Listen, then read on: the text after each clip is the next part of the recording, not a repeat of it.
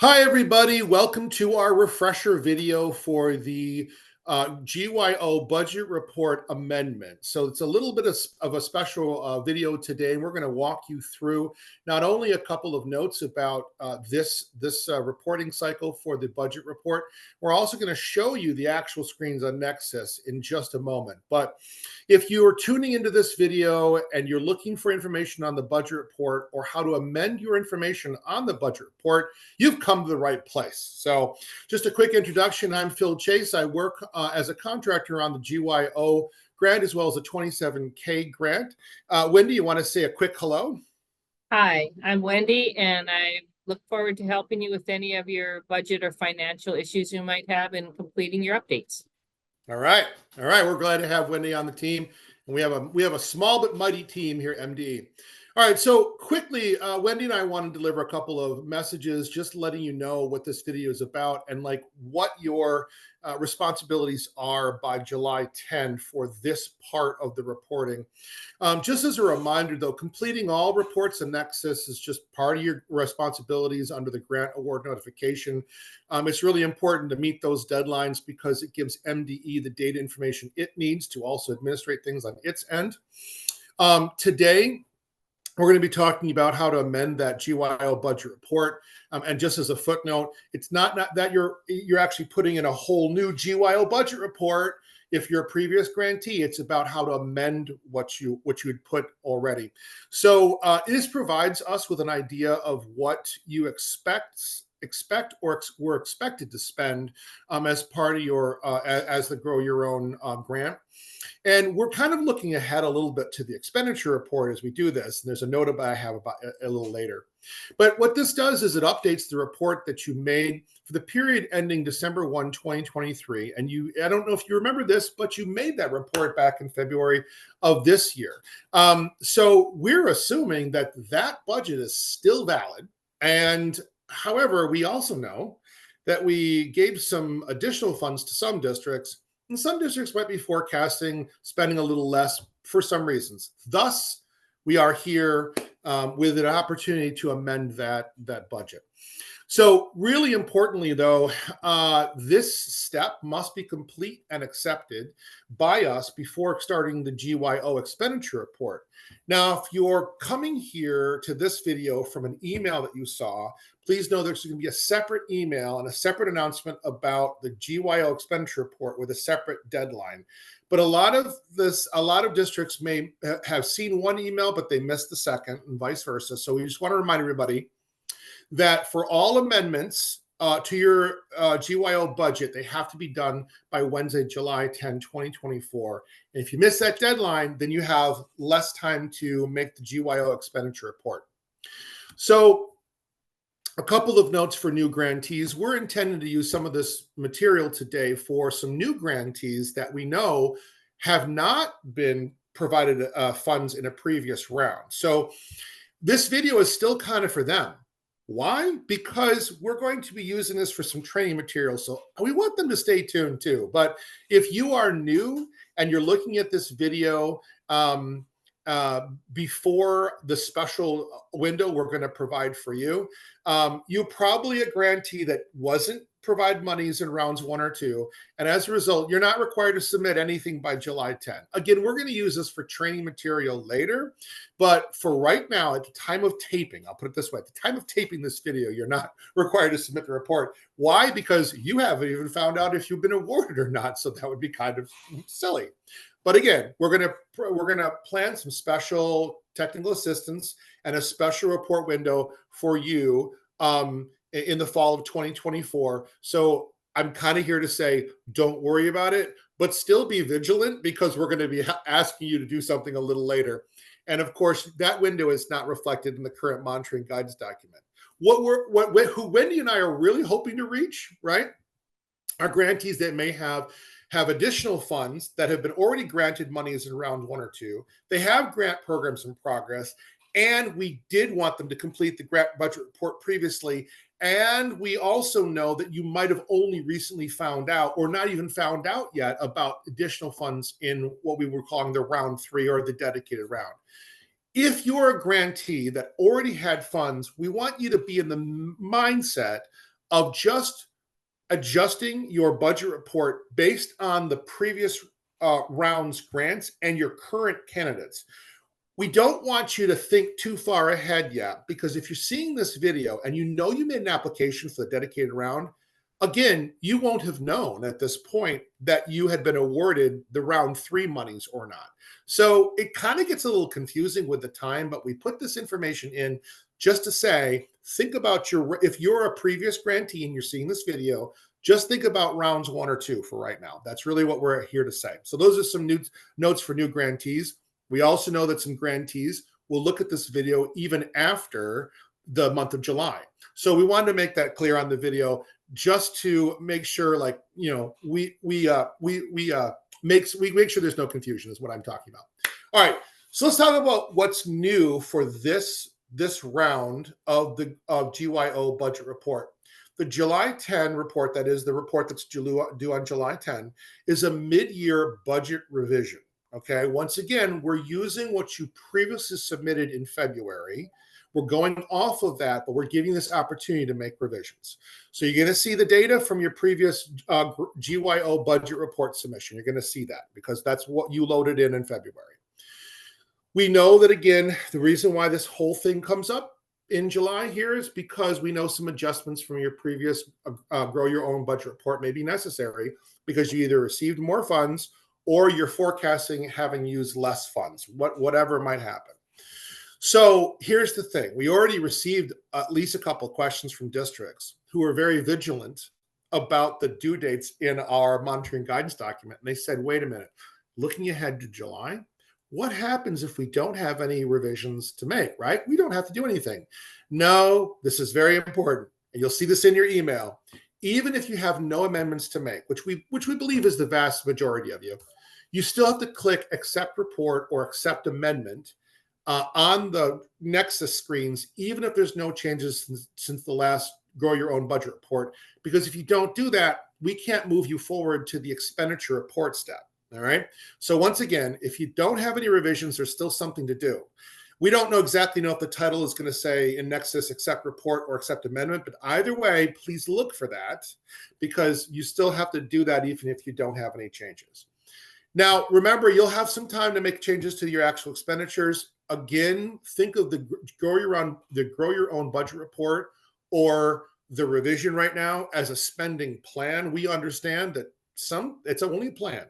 Some stuff can happen. There's many a slip, twixt cup in the lip, as my grandmother used to say. we never know. So you still have some change to make expenditures.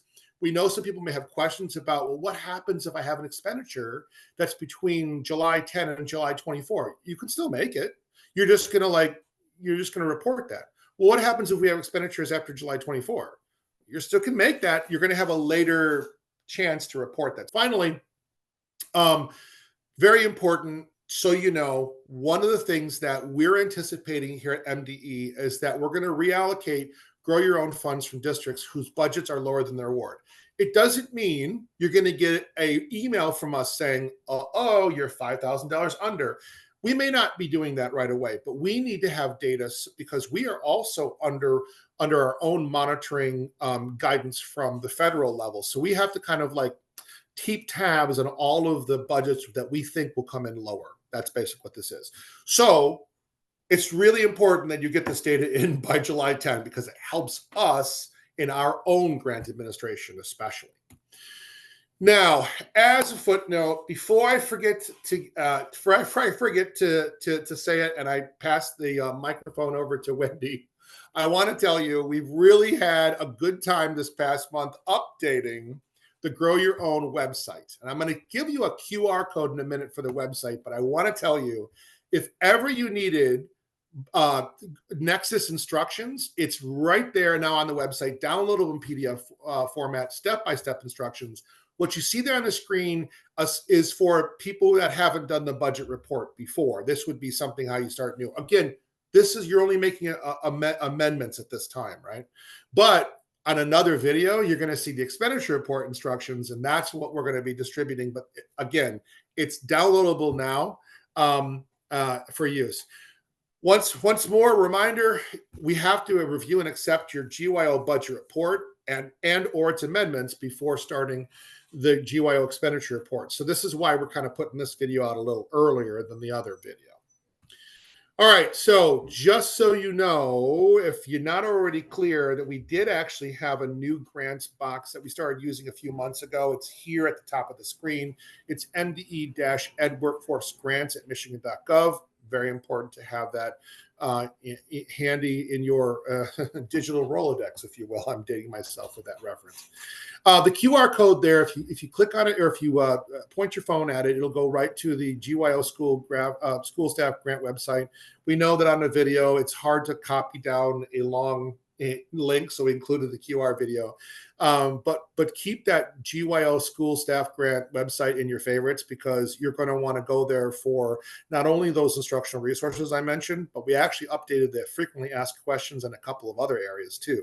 We also put up a whole table about how to prepare for the ending of the grant in 2026. So we're pretty happy about where the website is. We wanted to make sure you have it. All right, this next slide is where I pass the presentation over to the lovely Wendy, who's going to take you through a couple of those screens.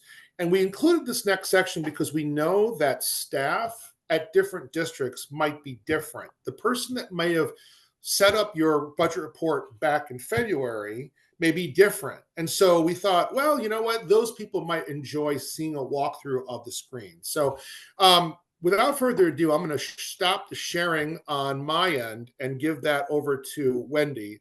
And she's going to go ahead and say a few things about the screens you're going to see on Nexus. Wendy, why don't you go ahead and take it away? Okay.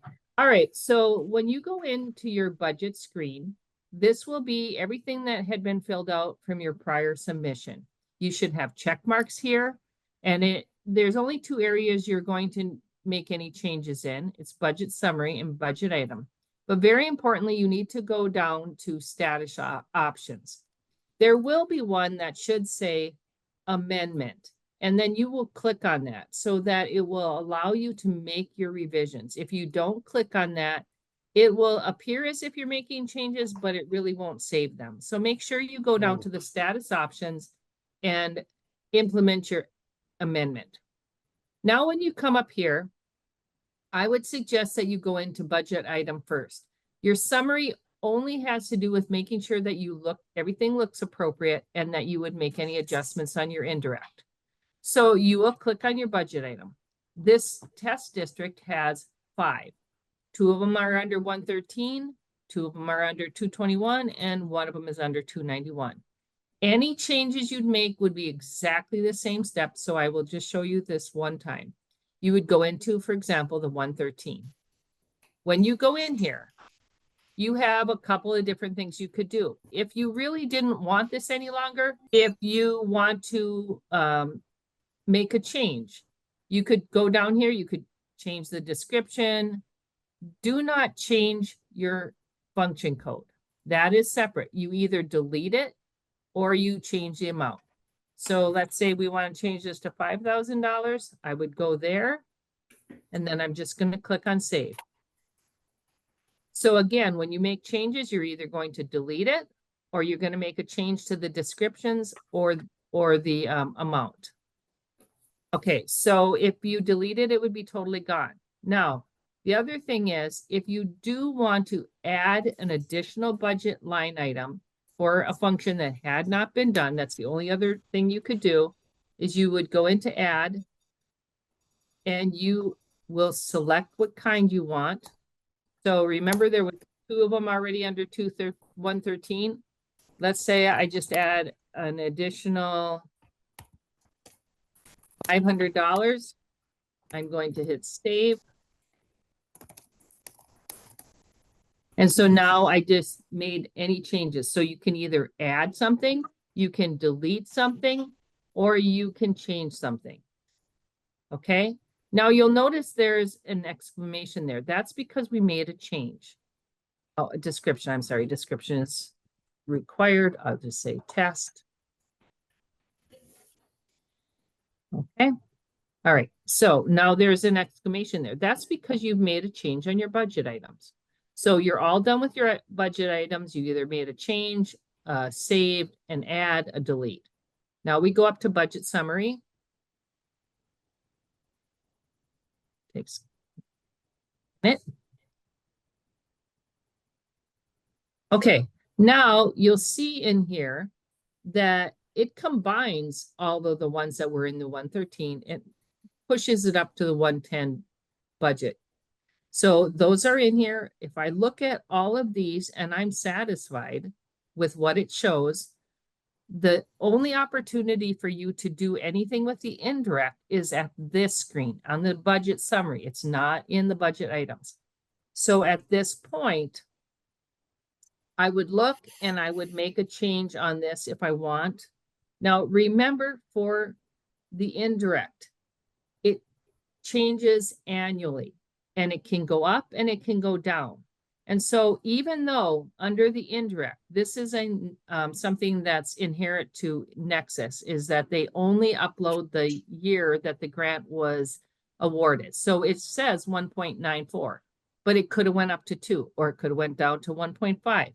You have to be aware and responsible for making sure that the amount you put in is a combination of those years and when you spend that money.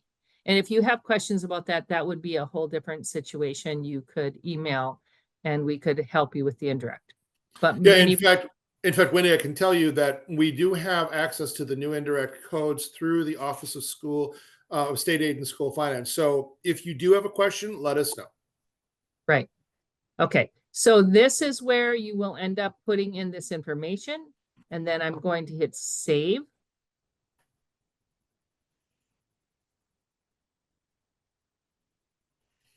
And there's only one last step. You will go down here and this probably will say amendments, but you will have you have to submit it at this point. So now you just say submit. Again, you can put a description. You don't have to. You hit save and you are done. And if you had nothing that you needed to do and you were happy, really all you're going to need to do is under the status options, you would open it and then you just report it as closed. And you can do that as well if you have nothing that has changed. And that's it. So I can be done sharing, Great. Phil, and send this Awesome. back to you. That sounds great. Okay, well, thanks, Wendy. That's a good walkthrough. It's very helpful. So just to close up today's video, first of all, if you like us, tell tell others. Follow us on social media if you don't mind. Always a good way also of getting information.